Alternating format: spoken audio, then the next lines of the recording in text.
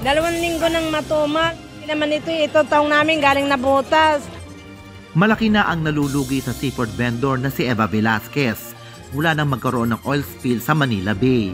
Palugi na nga niya kung ibenta ang mga nahahangong tahong mula na botas. Pero hindi pa rin ito nabibili. Marahil dahil sa takot na may taglay na kemikal mula sa lumubog na MTKR Terra Nova. Dati 140, ngayon 100 na lang, ang lalaki pa. Hindi pa mabili kasi nakikita nila palagi sa TV. 1,000 isang sako nito. Ngayon hindi na umaabot sa punan.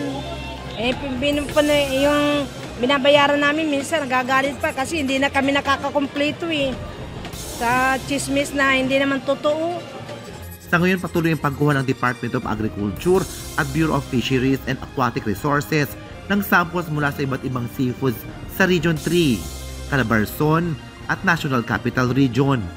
Ito ay isa sa ilalim sa evaluation upang makita kung may bakas ng langis at grasa galing sa oil spill. For the NCR naman po, nakapag-conduct na din po ng assessment, sensory testing.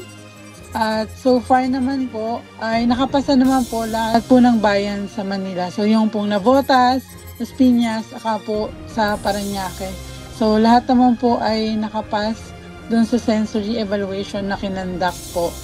Paliwanag ng DA, kailangan matiyak na walang polycyclic aromatic hydrocarbons o PAH na nakakapit sa isda at iba pang lamang dagat dahil ito ay kemikal na mapanganib kung mahalo sa pagkain. Ang problema kasi rito yung PAH na tinatawag o yung polycyclic aromatic hydrocarbons galing sa mga petrochemicals.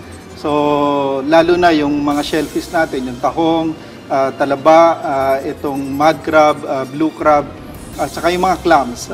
Medyo ito yung pinagbabawal ng BFAR.